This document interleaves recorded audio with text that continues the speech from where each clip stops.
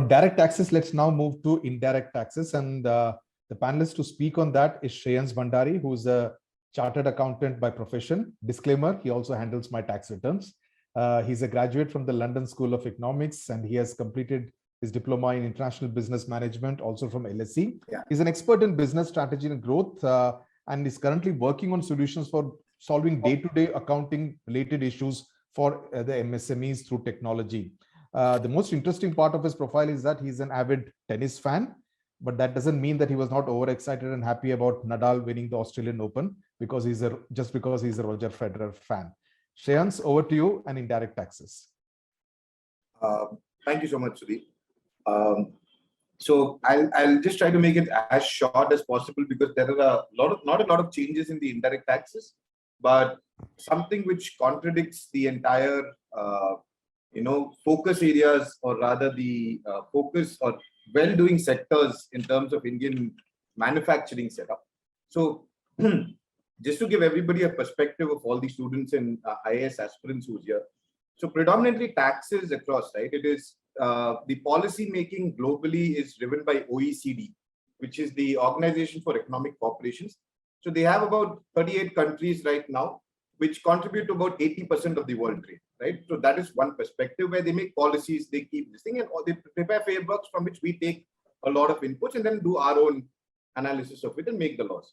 And the other one for trade is WTO, right? Where World Trade Organization. In terms of direct taxes, right? If we see India's average of direct tax payers, or in terms of the collections to the overall this thing, is only at 38% of this thing, whereas on a global average it's about 67%. That is 67% of your income comes from direct taxes and not indirect taxes. In India, it's primarily 38% comes from direct taxes, 38% approximately is coming from indirect taxes, and it's growing. And the rest come from the non-capital or capital receipts which the government pays. Now, why I'm putting this into perspective is that the indirect taxes affects all of us, right? So what has predominantly happened in this budget or over the span of the last few years is the government is trying to make a big push towards digitization of indirect taxes.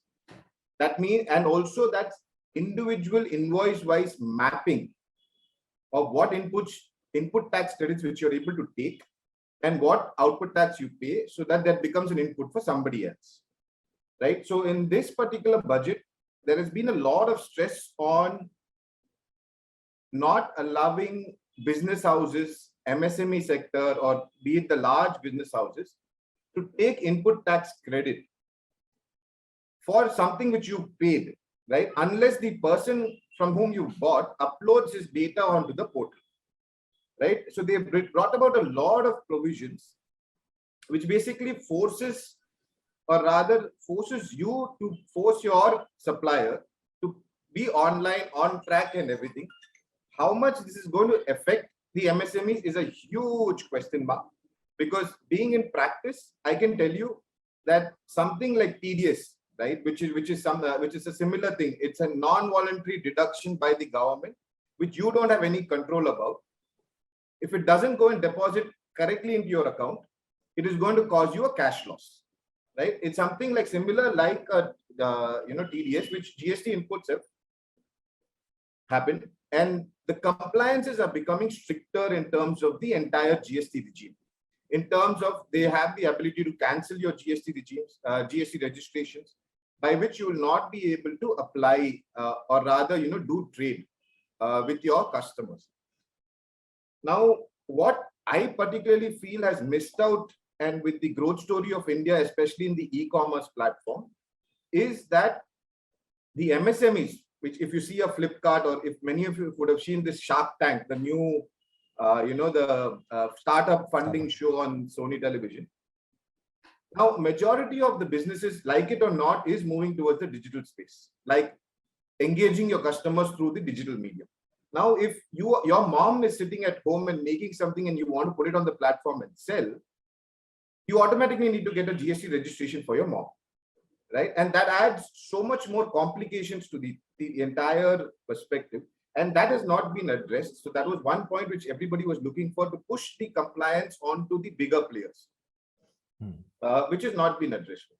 Now, in terms of customs and this thing, so I'll just take up 2-3 sectors. India is the international hub, or the only UN headquarters of the International Solar Alliance, right? And also in terms of, India does very well on leather.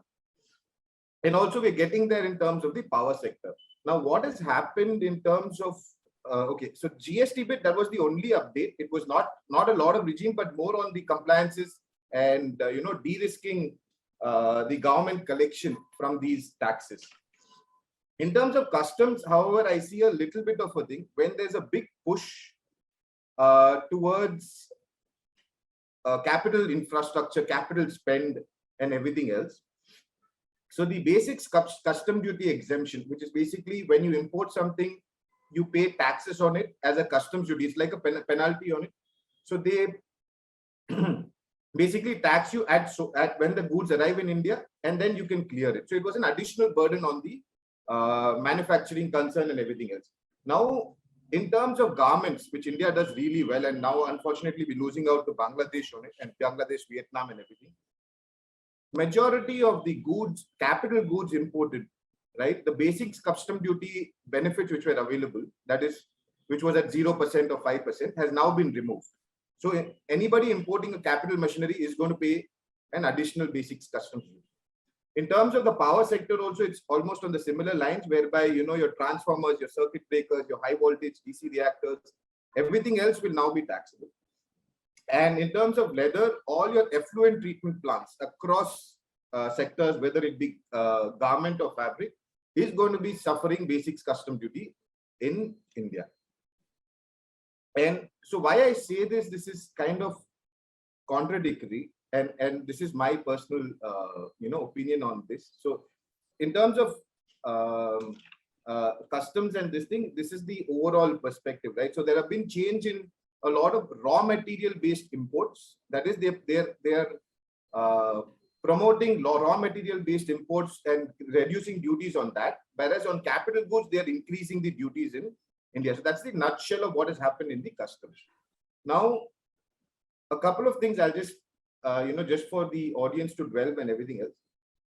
India, like it or not, is a services based industry. I mean, every MSME person whom you speak to, in terms of manufacturing, they would have 100 hurdles, right? We know all what hurdles comes in, whether it be in terms of government intervention or in terms of compliances. It's a very Herculean task, and unfortunately, you're not able to manufacture the things which gets manufactured in China or something like that.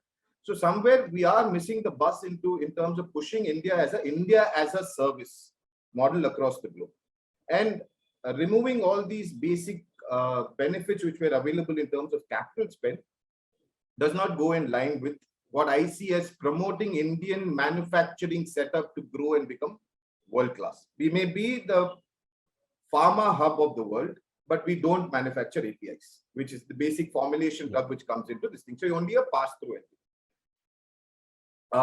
And also in terms of the tax base. So every time somebody asks me during the entire phase of pre-budget thing, I said every post office in India should have a field officer from GST, customs, income tax posted at that location.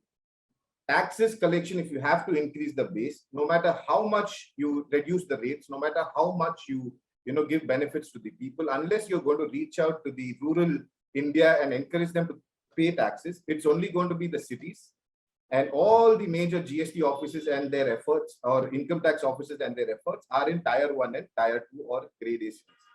So with that, I'll hand it over to you, Sudhir. That's the overall